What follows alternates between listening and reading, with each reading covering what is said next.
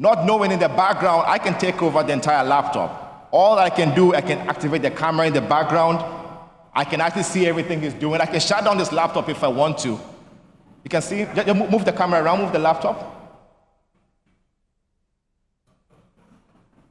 But to him, he's actually watching a simple Excel sheet. That's where malwares are being embedded. They're embedded in documents that you don't see every day, right? Just raise a laptop, because if I really want to be malicious, all that I want to do is say, oh, by the way, you can actually activate the mic in the background. It will have no effect, or shut down the laptop, and that's it. Laptop being shut down. You can open CD-ROM drive. You can do almost anything just because of a simple Excel sheet that we have. There's no much time to show you almost everything that I have to do today, so I'm going to show you the last but not the least.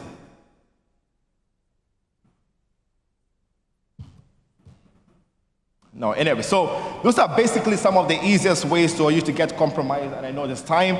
So we at Dimension Data try to do almost anything and everything when it comes to IT, from intelligent infrastructure to business applications that you have, to security, and we don't just give you products, because giving you products is not going to solve the problem. We have to analyze it, investigate details, understand your services and the details that you have, that we can actually do a managed security for you to be able to customize something that will work for you actively.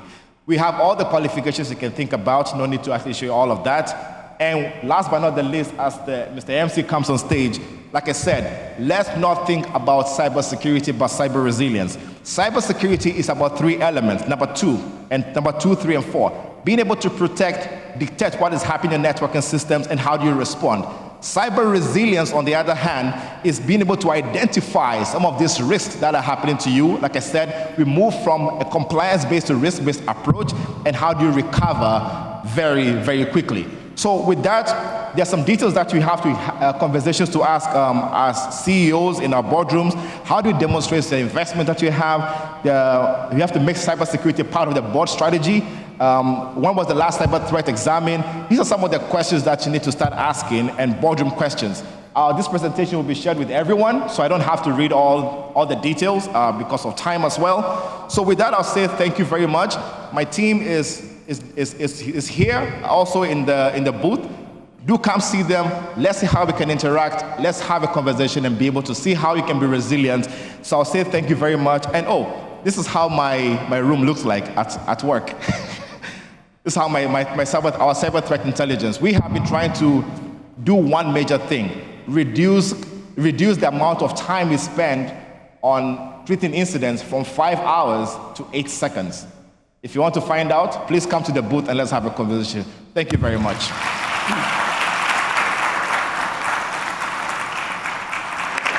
Ladies and gentlemen, a very dangerous man walking, Dr. Bright C. Maudo. How about another round of applause?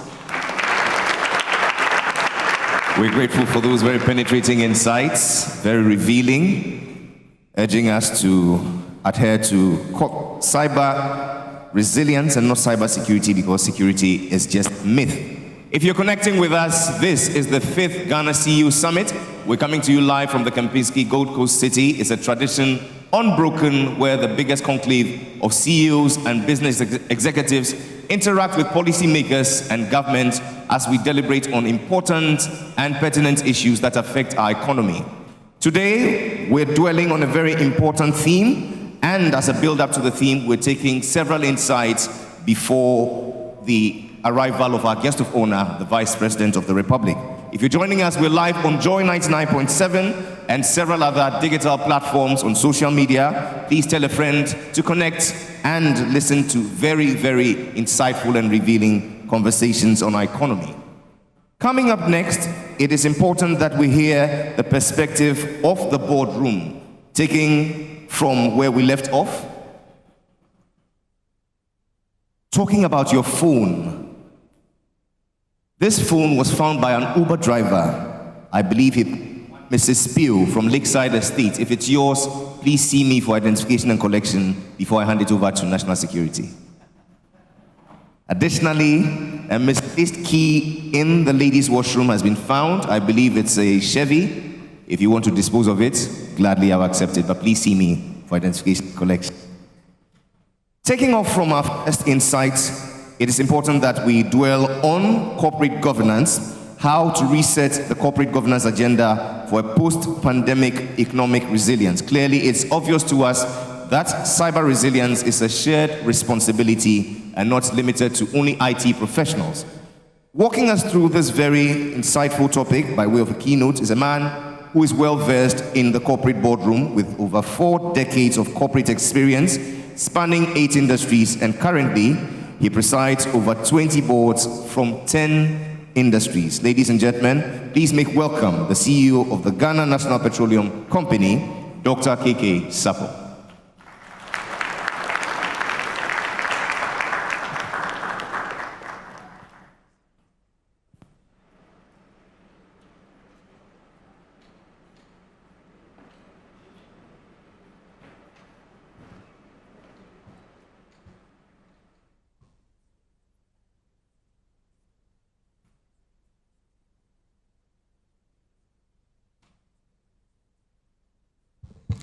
Thank you very much.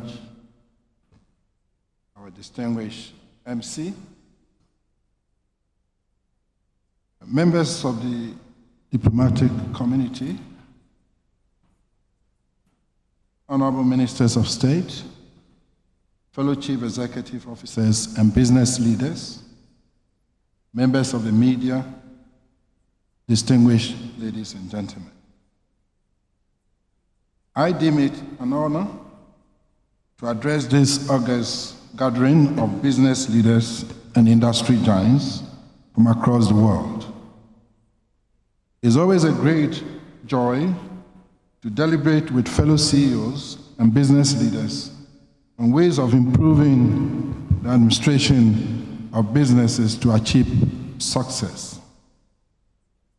For reasons that are obvious to us all, we meet today in circumstances that are not entirely normal, circumstances that have prompted intense discussions in adapting to a changing world and how to leverage the lessons from the new world to our advantage.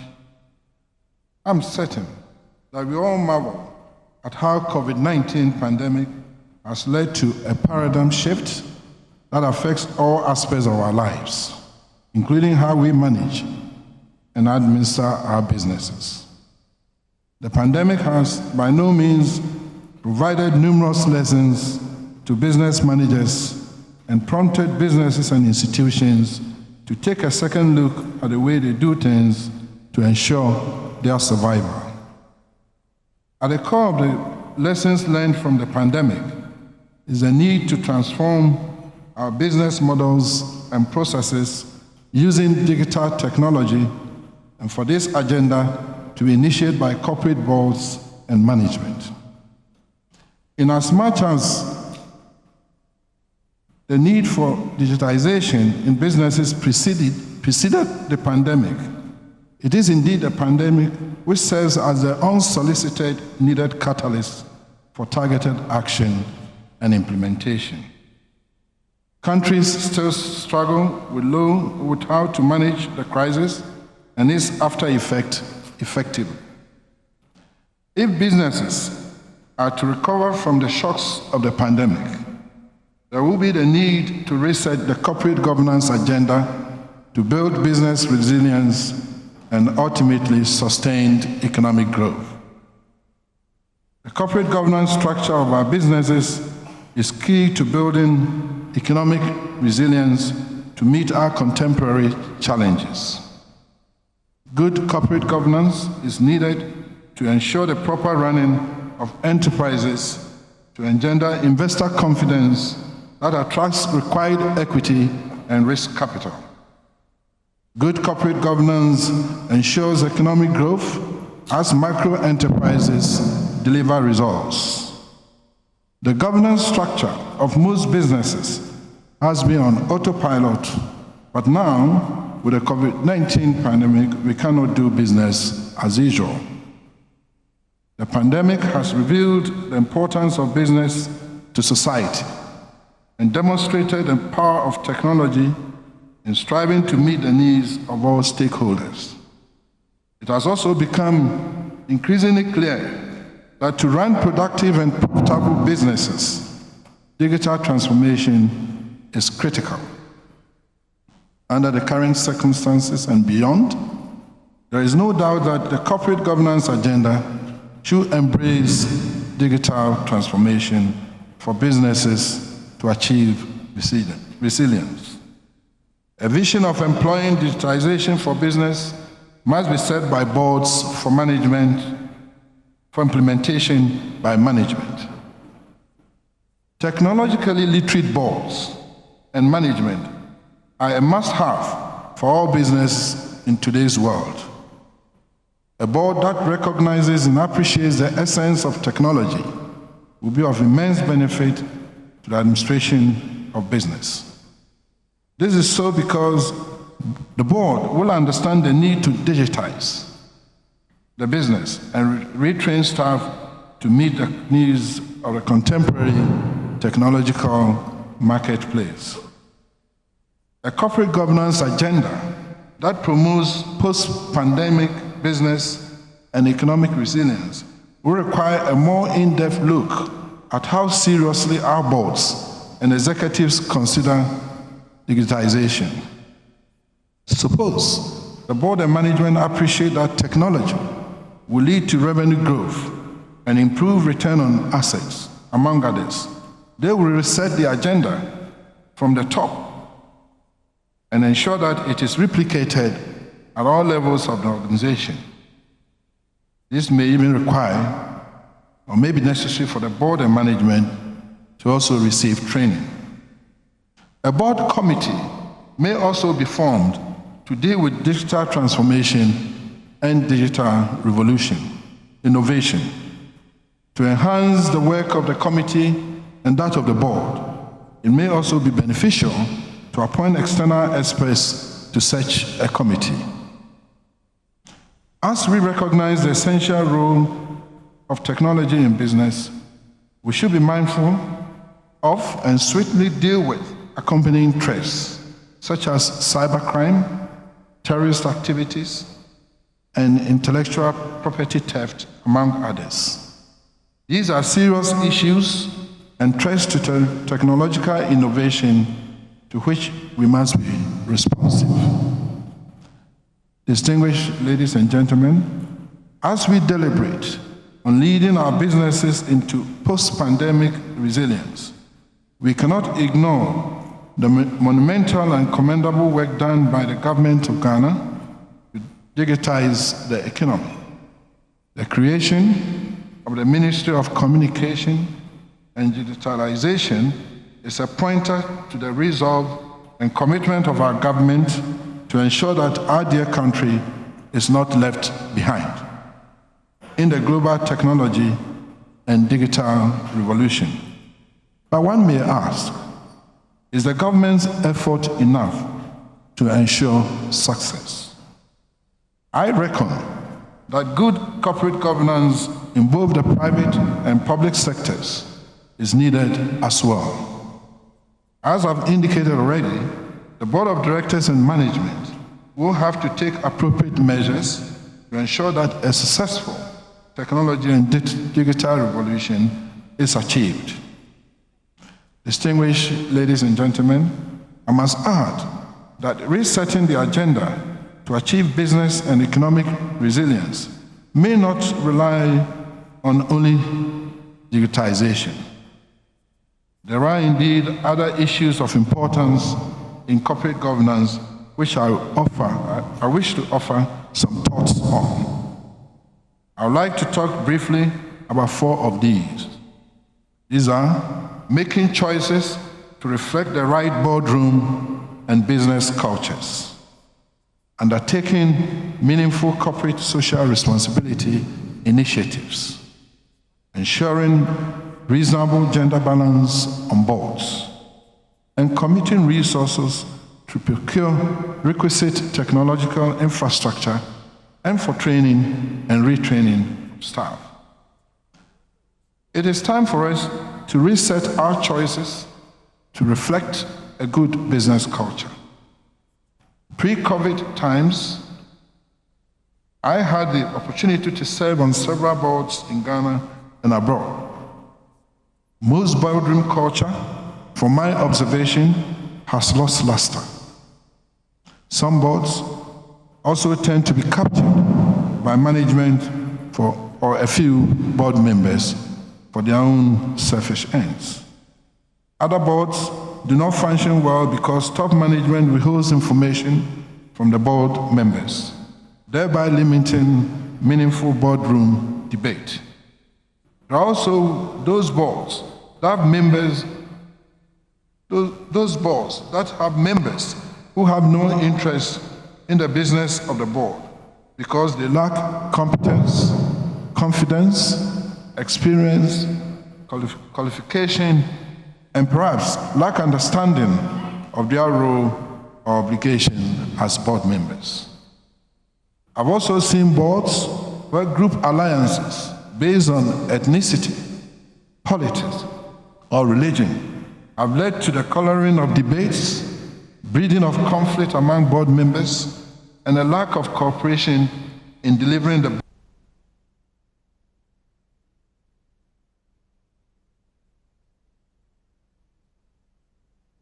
rather than political, ethnic,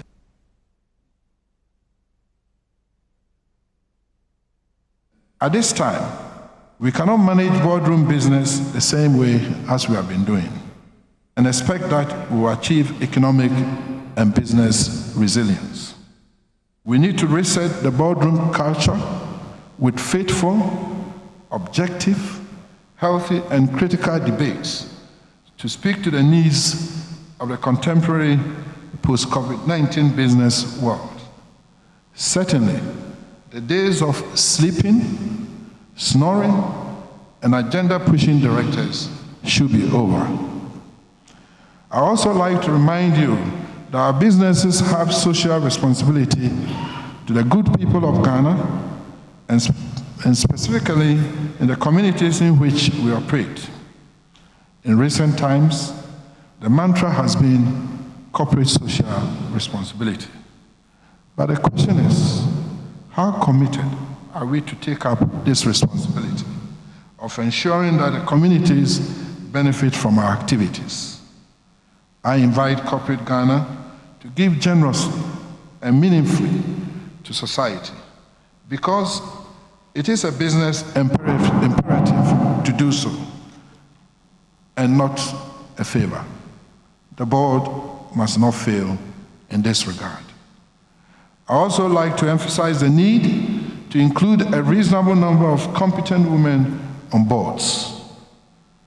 I've had the privilege of working with some wonderful women, such as Mrs. Kofi, Cecilia Kofi, Domod Industries on the Tema Oil Refinery Limited board, Mrs. Villas, Camelot Ghana Limited on the Merchant Bank board, Mrs. Helen Loco on the Ghana Commercial Bank board, and Ms. Nanajwa Hackman on the GMPC board. I've come to one happy conclusion. Based on my experiences, generally, it is an excellent asset to boardroom culture to have competent women on boards. They are moderating influence when debates are heated. They provide cautious approaches to issues and deliver their positions gracefully. They engage in pre-meeting consultations to generate consensus, but are not easily convinced to support motions that they do not believe in. Overall, they are extremely fair and firm on disciplinary issues. Ladies and gentlemen, I'm not talking about single female representation or mere tokenism, but the inclusion of a reasonable number of competent women on our boards. The wonderful women I mentioned already were not just women, but competent, knowledgeable, and skillful. I encourage you to balance gender in your boardrooms, and you'll find, as established by empirical research, that your business will grow to achieve the resilience we all need. Committing resources to technology, infrastructure, and for the training of user employees is a necessity. Else, digitization will be a lip service. Some businesses are not very keen on spending money to retrain staff, sometimes for the fear that after acquiring skills and knowledge, such trained employees may leave the business for greener pastures elsewhere. But friends, we cannot work with this dangerous posture. We need to invest in improving the skill set of our workforce so that our businesses will grow and achieve the resilience required. We should remember that COVID-19 changed how we live, worked, and do business. If our staff are not retrained to do business using technology, and if they lack the necessary equipment to work with, our businesses will lose its significance in the world. Work is now by a touch of a button, and we should give our workforce the opportunity to engage in the business. We must budget and commit financial resources to procure technology and retrain our workforce to achieve businesses and economic resilience. This is a task that the board must not fail. Ladies and gentlemen, digitization is key to the future of businesses and our society at large. Resetting the corporate governance agenda post-COVID-19 will require strong, fearless, and a competent leadership. I would like to take this opportunity to implore all business leaders to initiate this discussion in their various workplaces. Business leaders must become more proactive in adopting and implementing digital solutions. On this journey, we should ensure the right board culture, maintain a commitment to society, install a boardroom with diverse competencies, and a decent number of female representations. Provide financial resources to acquire the needed technological infrastructure and train our employees. Distinguished ladies and gentlemen, I encourage us all to freely share ideas in the various discussions as we will have at this summit, and to remember that at all times, the success of our organization depends to a large extent on us. Now is the time, more than ever, to encourage dialogue among the various organs of our institutions and ensure that our dialogue produces results that are favorable to all. I wish us all, because I'm a participant, fruitful deliberations at this summit. Thank you for your attention. The CEO of the Ghana National Petroleum Company, Dr. K.K. Sarpong, thank you ever so much.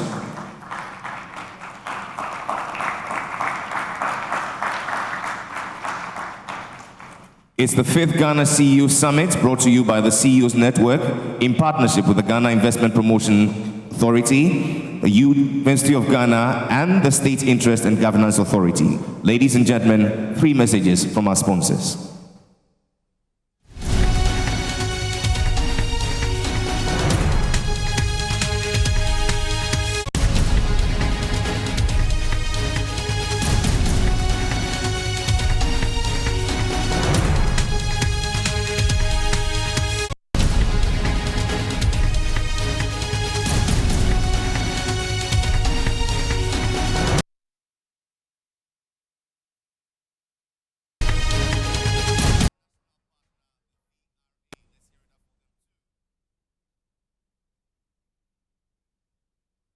Joining us is the 5th Ghana CEO Summit.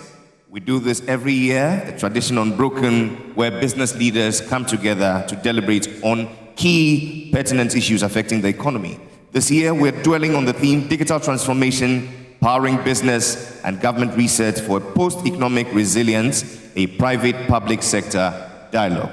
Just gone by was a keynote by Dr. K.K. Sarpong, the CEO of GNPC, who spoke on digital transformation, resetting the corporate governance agenda for a post-pandemic economic resilience. You touched on committing resources to infrastructure and technology, education of the board, and retraining of staff, the adoption of diversity and inclusion at the board level, and adoption of the right board culture, amongst many other things. We say thank you very much. Now that we know the place of C-level management in building cyber resilience, and we know how the board is supposed to be reset, I believe the next phase will be to know the power behind this digital transformation. It is my pleasure to introduce to us a man who leads Ghana's great asset, the VRA. For 60 years, they've been in the business of providing power by adding value to our lives. He speaks to us on powering Ghana's digital agenda with clean and sustainable energy. Ladies and gentlemen, Mr. Emmanuel Entwi Dakwa.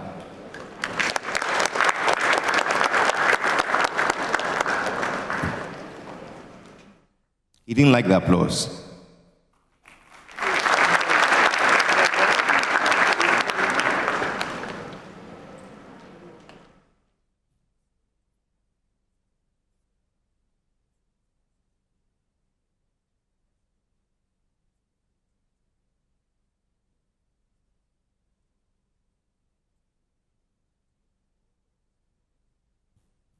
One more time, ladies and gentlemen. Thank you very much. I'll just tell you, my good friend, that there's been a change of the schedule, and my presentation is actually tomorrow. It's an interesting presentation, and that's also the reason why it's been moved to tomorrow, so that we can get the whole audience here tomorrow and listen to why we think that digitization is the way that the power business in Ghana is supposed to go. So my apologies, but the presentation is tomorrow. I've actually asked a colleague of mine to do his presentation today in my stead instead. So thank you very much for your patience, and I hope to see you tomorrow. And I believe we'll have a very good time tomorrow. Thank you very much. Thank you very much. And so we'll wait patiently for that Power Park presentation tomorrow. In moving on, it's important that we acknowledge the indispensable role of the public sector. And for this reason, we're joined by the Director General of the State Interest and Governance Authority to share a statement. Ladies and gentlemen, the Honorable Stephen Asamoah Boateng.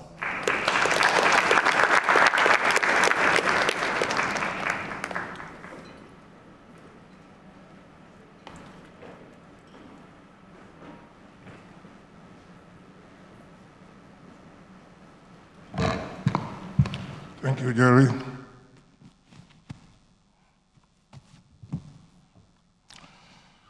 Good morning.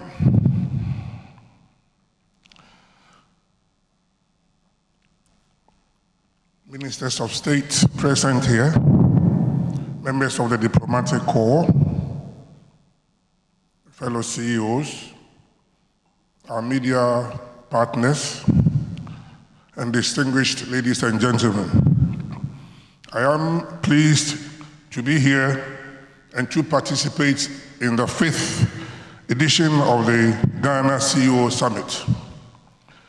I want to salute my brother and a friend who incidentally comes from my hometown, from Sarpong, Mr. Enesejiri, for putting up this wonderful program, and the team at the CEO Network, and all the partners for putting up these events. Indeed, the CEO Summit has become a signature event in the calendar of corporate Ghana. Like a similar event that I organized when I was serving President J. Kufuor, called the National Economic Dialogue, the CEO Summit brings together business leaders, brings together policy makers, and for us to think together, work together, collaborate together, and make sure we make Ghana a better place. The authority which I lead, the State Interest and Governance Authority, SIGA to be short, which has the ownership and oversight responsibilities over state-owned enterprises SOEs, the state interest in all joint venture companies, and other state entities in Ghana, we fully endorse this program. SIGA has been set up to become a hub of public sector excellence, operating with a private sector mindset to ensure that all state entities delivers on their mandate efficiently and where appropriate, profitably. We deem it as a high-value platform for CEOs in both public and private sector to interact within the environment and exchange ideas and to improve the quality of leadership in corporate Ghana. I am proud that we are partnering with the CEO Summit to ensure success of this year's summit. I trust that our partnership will consolidate the platform and help deliver superior gains for the benefit of all stakeholders. As we battle our way out of the COVID-19 pandemic, business leaders and policymakers must be mindful that the path of recovery is going to be daunting. While we strengthen our governance systems, we also need to be agile to be able to respond efficiently. While we also strive to redeem lost revenue and improve our bottom lines, we also need to focus on sustaining the jobs of our numerous employees. While we also seek to edge out our competitors, we also must find creative ways to collaborate with industry players. The new normal after the COVID-19 will require sophisticated leadership that is able to balance competing interests to be able to thrive and to succeed. And we need to work together to achieve this. The summit's theme of digital transformation, powering business and governance reset for a post-pandemic economic resilience, a public-private sector dialogue resonates and aligns with SIGA's quest to drive President Nana Addo Dankwa Akufo-Addo's post-pandemic economic recovery efforts. Our particular interest is in the public-private sector dialogue that ensures return on investment and also business development that solves pertinent national problems with particular emphasis on the poor and the vulnerable in our communities. This is a game-changing opportunity for government and CEOs of state-owned enterprises to deepen our strategic partnership with the private sector. Such a partnership promotes opportunity for both sides to learn from each other best practices, policy propositions, and leadership insights that inspire business and economic transformation in the country. Through such exchanges, we can explore pathways to addressing the economy's most significant challenges. At SIGA, we believe that public sector CEOs need to work hand in hand with their private sector counterparts to achieve their mandate. Our mandate at SIGA enjoins us to oversee the state interest in specified entities and to ensure shareholder value. Ladies and gentlemen, the Vice President of the Republic.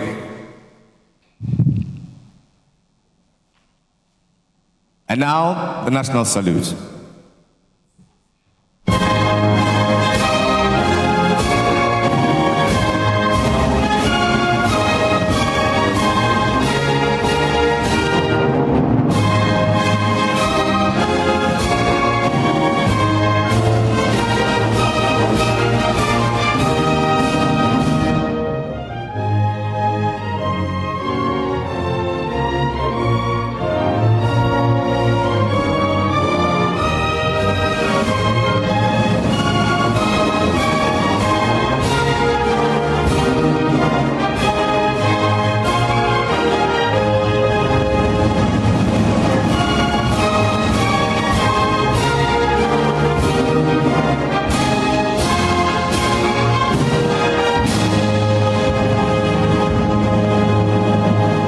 Please be seated. Thank you, my boss. Welcome. Let me continue. Our partnership in this event is to help chart a new course of partnership with the private sector. A strategic partnership that is based on shared interest, inclusive prosperity, and sustainable growth. Leveraging the opportunities offered by the CEO Summit will enable us to remix our leadership styles, transform businesses, and change the way we do business in the private sector. As you know, the government of President Akufo-Addo has made digitization an integral part of our strategy to improve corporate governance and to reduce corruption in the public sector. We are therefore excited at the summit's focus on digital transformation as a pillar for regaining our economic momentum as businesses and as a country. It is our hope that as we engage, we shall learn from each other to reinforce areas where we are getting it right and to correct areas where we are getting it wrong. As we continue to stretch our minds through such high-level engagements and work towards tangible outcomes, I have no doubt that together we will win the battle over the pandemic and build a resilient and prosperous Ghana beyond aid. Our partnership with the CEO Summit will mean we do not come here for just 2 days in the year and forget about you. Indeed, Ernest and myself will be around. We will follow up the summit conclusions. We are here to serve you and help you clear the hurdles for you to achieve your business goals. Mr. Vice President, distinguished ladies and gentlemen, fellow CEOs, I thank you for your attention. Thank you. The Honorable Stephen Asamoah Boateng is the Director General of the State Interest and Governance Authority, an organization whose time has come to streamline and address oversight and coordination challenges which have bedeviled our state enterprises and to ensure that they are productive and profitable. We say thank you very much for the great work and may God strengthen you to do more. Mr. Vice President, we welcome you ever so warmly. Just gone by, 5 remarks speaking into our broad theme, digital transformation powering business government reset for a post-economic resilience, a private-public sector dialogue. We have 5 more to go, culminating in your address. And now, Mr. Vice President, ladies and gentlemen, it is my pride to welcome up here a government entity which is also doing very well a part of SIGA. I'm talking about GCB Bank. Would you please make welcome our platinum sponsor and the CEO, Mr. Kofi Adumako.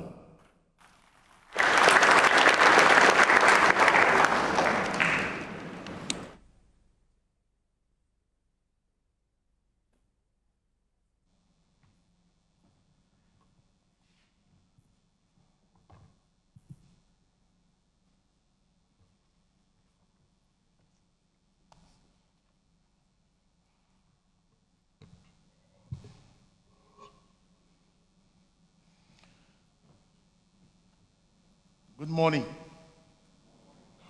Oh, good morning. Very good. The Vice President of the Republic of Ghana, His Excellency Dr. Mahamudu Bawumia, Honorable Ministers of State, fellow CEOs, industry giants, head of partner institutions, leadership and facilitators of the CEO Summit, Ghana. Distinguished ladies and gentlemen, I'm very grateful to the leadership of the Ghana CEO Network for the invitation to speak on the theme, digital transformation. and also, on the theme digital transformation. I consider this summit critical to shaping thought leadership in our quest to take advantage of the fourth industrial revolution in a bid to unlock our transformative capacity for a competitive and resilient digital economy.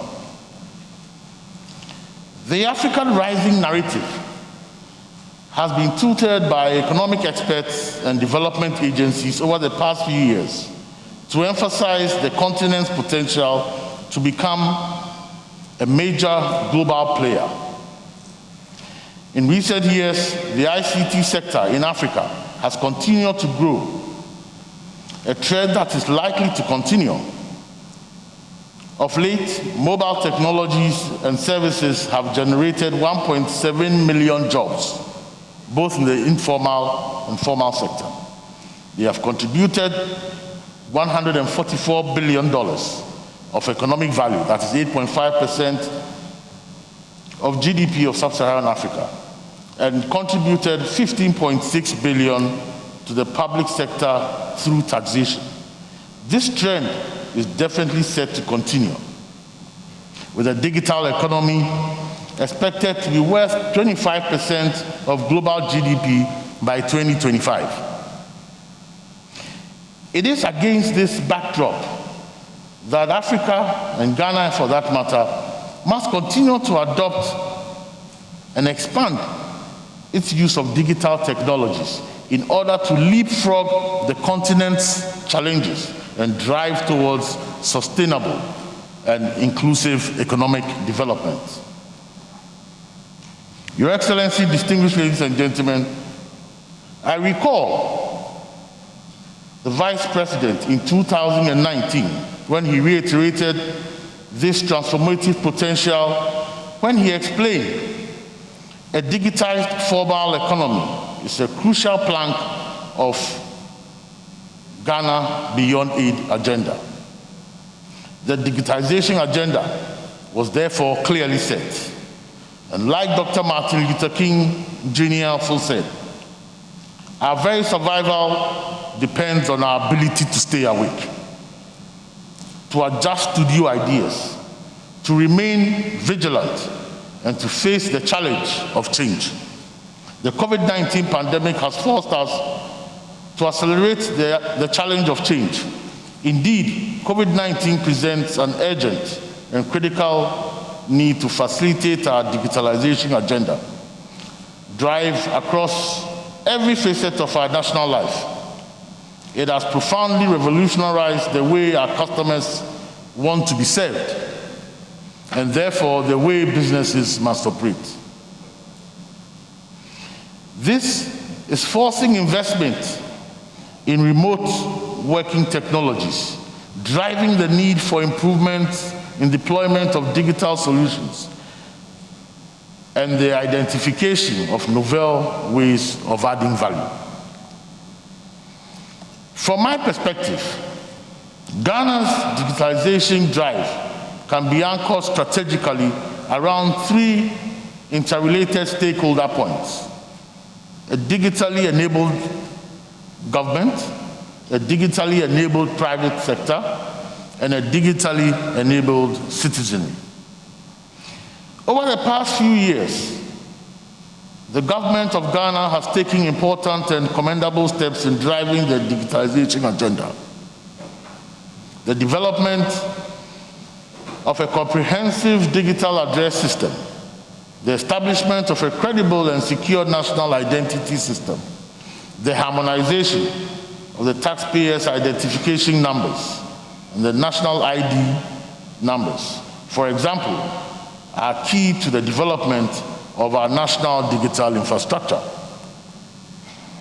A credible and comprehensive identity system has implications for every aspect of our national life, from mitigating identity fraud, fighting crime, and improving tax compliance.